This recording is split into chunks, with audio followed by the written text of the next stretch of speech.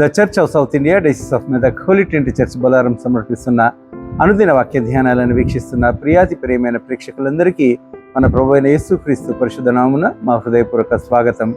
ఫర్సేకింగ్ sin, పాపమును విడిచిపెట్టుట అనే అంశంపై ఈనాటి మన బైబిల్ డివోషన్స్లో మన holy trinity church men's fellowship సభ్యులు శ్రీ ఏ శాంసన్ నవనీత్ కుమార్ గారు సందేశాన్ని అందిస్తారు. సందేశానికి ముందుగా ఈ భక్తి గీతం.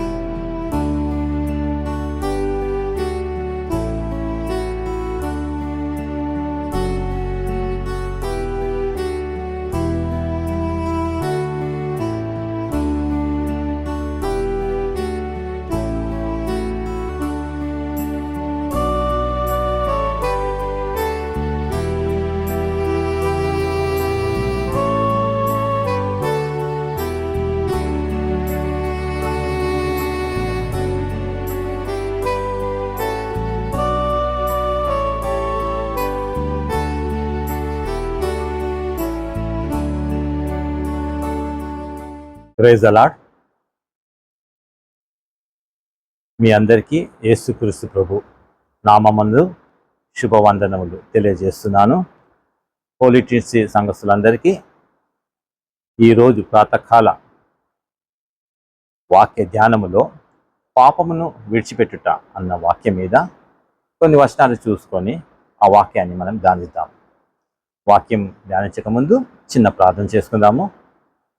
పరిశుద్ధుడ పరిశుద్ధాన్ని పాదం కనేక వందముల స్తోత్రం తెలియపరచుకుంటున్నా తండ్రి. ఈ ప్రాతకాల సమయంలో ప్రభా నిన్ను స్తుతించుటకు, నీ వాక్యం ధ్యానించుటకు, నీకే ఘనత మహిమ కలుగుటకు ప్రభువా ఈ వాక్యాన్ని మేము ధ్యానించి ప్రభువా ఈ వాక్యం గురించి లోతుగా తెలుసుకునే ప్రయత్నంలో మేము చేర్చుండగా ప్రభువా నీ పరిశుద్ధాత్మ ద్వారా ప్రభువా ఈ వాక్యాన్ని మా అందరికీ వినిపించమని మాతో మాట్లాడమని వేడుకుంటాను తండ్రి. నిన్న దాసుడినైనా నన్ను నీ సిలువ చాటున మరుగుపరుచుకొని ఈ యొక్క వాక్యాన్ని ప్రభువా మా హృదయంలో నాటమని నజరుడైన యేసుక్రీస్తు అతి పరిశుద్ధ నామమున ప్రార్థించి వేడుకుంటున్నాను తండ్రి. మరి పాపమును విడిచిపెట్టుట అనేది మనకి సుపరిచితమైన వాక్యమే. ప్రతిసారి ఈ వాక్యం గురించి మనం ధ్యానిస్తూ ఉంటాము. ఈరోజు మనము హెబ్రీయులకు రాసిన పత్రికలో, పౌలు రాసిన హెబ్రీయులకు రాసిన పత్రికలో 12వ అధ్యాయంలో 1 నుండి 2వ వచనంలో చూసుకున్నట్లయితే ఇలాగ వ్రాసి ఉన్నది.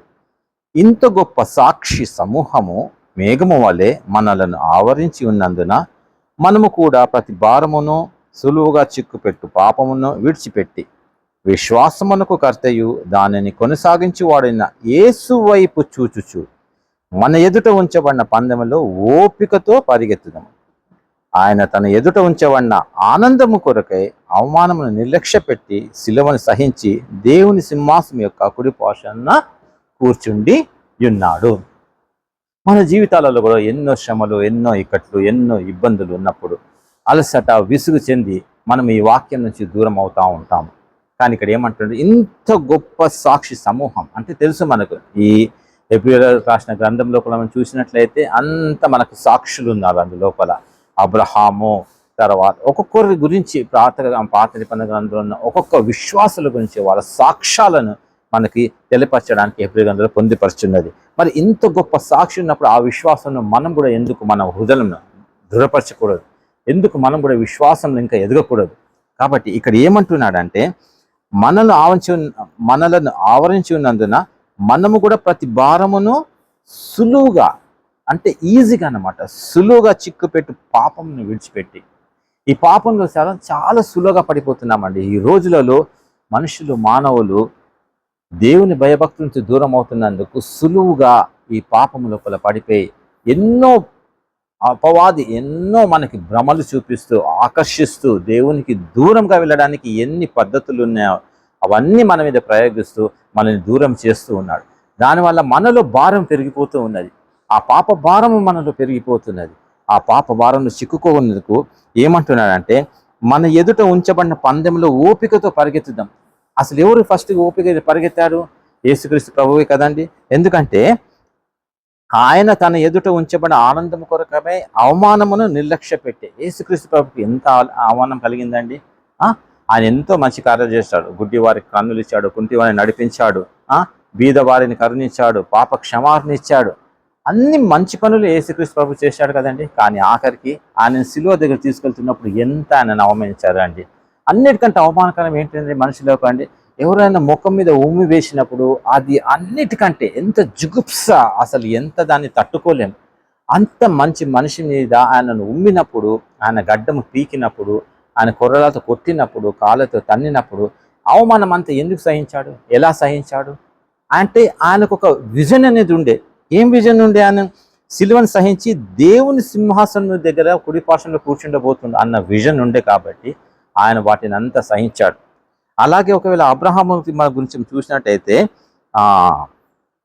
అబ్రహాంది 11వ అధ్యాయంలో 10వ వచనం ఏం రాస్తుందంటే, ఏలనగా దేవుడు దేనికి శిల్పియు నిర్మాణకుడై ఉన్నాడో పునాదు గల ఆ పట్టణం కొరకు అబ్రహాము ఎదురు చూస్తుండేను. ఆయన ఎదురు చూస్తున్నాడు, ఆ పునాదుల పట్టణం కొరకు ఎదురు చూస్తున్నాడు. కాబట్టి ఇక్కడ రమ్మంటే అక్కడికి వెళ్ళిపోయాడు, ఏం చేయమంటే అది చేశాడు, ఎంతో మంది రాజులను ఎదుర్కొన్నాడు, ఎన్నో ఆయనకు ఆపదలు అన్ని కలిగిన కానీ కూడా ఎదురు చూడడము. మన విశ్వాసంలో మనం ఎదురు చూస్తున్నాడు. యేసుక్రీస్తు ఎలాగైతే ఆనందం కొరకు నిరీక్షించి ఎదురు చూశాడో మనం ఆనందిస్తూ ప్రతి శ్రమను తట్టుకుంటూ మనం ఎదురు చూస్తూ ఉండాలి. ఇంకో వాక్యం చూసుకుందామండి. ఆదికాండంలో ఏమని ఉందంటే, అక్కడ నరులు 6వ అధ్యాయంలో ఏముందంటే, నరులు చెడుతనము భూమి మీద గొప్పదనియు వారి హృదయం యొక్క తలంపులని ఊహ అంతా ఎల్లప్పుడూ కేవలం చెడ్డదని యెహోవా చూశాను. చూడండి, ఆయన చూస్తున్నాడు, ఆయనకు తెలుసు నరుల హృదయం ఎప్పుడు చెడ్డదే. మనం పాపంలోనే వెళ్ళిపోతూనే ఉంటాము, దానికే ఆకర్షితులమవుతూ ఉంటాము. అది చెడ్డదని తెలిసినా కానీ కూడా మన యొక్క హృదయం లోపల ఆ పాపము చెడుతనంతో నిండి ఉంటుంది. అది 12వ వచనంలో ఏం రాసిందండి, దేవుడు భూలోకమును చూసినప్పుడు అది చెడిపోయి ఉండేను, భూమి మీద సమస్త శరీరులు తమ మార్గంను చెరిపివేసుకుని ఉండేది. ఏ మార్గంలో అయితే దేవుడు చూపిస్తున్నారో దాన్ని చెరిపివేస్తున్నాము. మనం ఆ మార్గంలో నడవలేకపోతున్నాం. ఎందుకంటే మన ప్రార్థన శక్తి మనకు తగ్గిపోతూ ఉన్నారు. ప్రార్థించడం తగ్గిపోతుంది. భయము అనేది, దేవునితో ఉన్న భయం అనేది తగ్గిపోతున్నది. కాబట్టి దేవుడు ఏమంటున్నాడంటే, మీరు నన్ను ముందు వెతకండి, నన్ను మీరు వెతికినప్పుడు మీకు కావాల్సిన నేను ఇస్తాను. కానీ ఈ మోడర్న్ యుగం లోపల, ఈ యుగం లోపల మనం ఎంత ముందుకు వెళ్ళిపోవాలని ఆలోచిస్తున్నామంటే, ఎన్నో గొప్ప గొప్ప చదువులు చదువుతూ ఉంటాము, గొప్ప గొప్పగా మనం ముందుకే జ్ఞానము వెతుక్కుంటూ మనం వెళ్ళిపోతూనే ఉంటాము. కానీ ఒక చిన్న బైబుల్ని కంప్లీట్గా చదువుకోలేము. నా జీవితంలో కూడా జరిగింది ఏమిటంటే, నేను 10th క్లాస్లో ఉన్నప్పుడు బైబుల్ చదవడం మొదలుపెట్టాను. అప్పుడు స్టార్ట్ చేద్దాం అనుకున్నాను. ఆది కాలంలో ఫస్ట్ దానిలో అంటే ఆ సృష్టి అంతా అయిపోయిన తర్వాత 2-3 అధ్యాయంలో వచ్చేసరికి అక్కడ కొన్ని దేశంల పేరు రాసినది. అందులో ఒక దేశం పేరు రాసింది, హవిలా అనే దేశం రాసింది అన్నమాట. అయితే నేను అనుకున్నాను, ఆదాము పుట్టాడు, అక్కడ అవ్వ పుట్టింది, దేశం ఎక్కడి నుంచి వచ్చింది, ఇంత తొందరగా దేశం ఎక్కడి నుంచి వచ్చింది? సో అది నాకు అర్థం కాలే, మన జ్ఞానం లేకుండే, ఎవరు చెప్పేటోళ్ళు కూడా లేకుండే. దాని తర్వాత ఇంకా బైబిల్ చదివి నేను మానేశాను. దాని తర్వాత ఎప్పుడైతే నాకు అర్థమైందో, మోషే రాసిన 5 గ్రంథాలు ఏవైతే ఉన్నాయో ఆయన ఉన్నప్పుడు ఆ దేశాలు వచ్చేసాయి. కాబట్టి మనకు అర్థం కావడానికి మోషే ఆ దేశాల పేరు అక్కడ రాశాడు. సో ఇది మనకు తెలియకుండా నేను ఇప్పుడు ఆగిపోయి ఉన్నాను. అలాగే నేను తెలియకుండా ఉంటే అలాగే జీవితం అంతా నేను బైబిల్ చదవకపోతుండే. కానీ అది తెలిసిన తర్వాత ఇప్పటికి దాదాపు 8 సార్లు బైబిల్ చదివాను. 9వ సారి చదవబోతున్నాం. కానీ వాక్యానికి అది ఎంత స్ట్రెచ్ అవుతున్నది అంటే దాంట్లో గూఢార్థాలు తెలుస్తూనే ఉన్నాయి. అంటే బైబిల్ని మనం చదివినప్పుడే మనకు తెలుస్తుంది. కానీ ఎవరో ఏదో చెప్పారని ఏదో విని దాని ప్రతి ఒక్కరిని మన కొరకు వాక్యాన్ని మలుచుకుంటే అది వాక్యం కాదండి. దేవుడు ఏం చెప్తుంటే అది వినాలి. యేసుక్రీస్తు ప్రభు దేని మీద దృష్టి ఉంచాడండి? దేవుని కుడి పార్శ్వం మీద కూర్చోబోతున్నాడు కాబట్టి ఆయన దాని ఉంచాడు. కాబట్టి ఆయనలో ఏ పాపం చేయలేదు, ఏ పాపం లేకుండా ముందుకు నడుచుకుంటూ వెళ్ళాడు.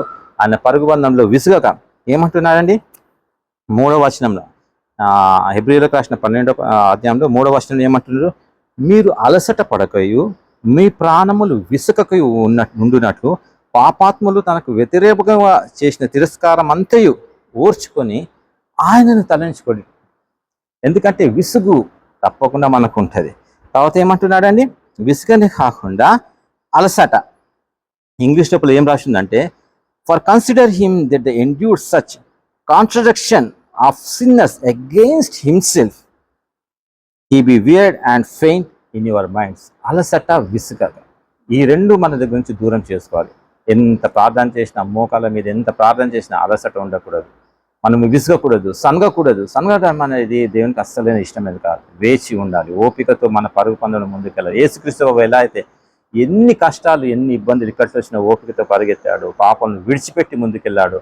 మన జీవితాలు కూడా అలాంటి పాపాలు విడిచిపెట్టి ముందుకెళ్ళి మన జీవితం అభివృద్ధి పొందేలాగా, దేవునితో ఆశీర్వాదంగా ముందుకెళ్ళేలాగా మనల్ని తీర్చిదిద్దుకొని దేవుని లోపల మనం ముందుకు వెళ్ళాలి. కాబట్టి పాపము విడిచిపెట్టుట అన్నిటికంటే ముఖ్యమైన జీవితంలో. దేవుడు ఈ కొద్ది వాక్యాలు మన ఆత్మీయ మేలుకై దీవించును గాక. ఆమెన్.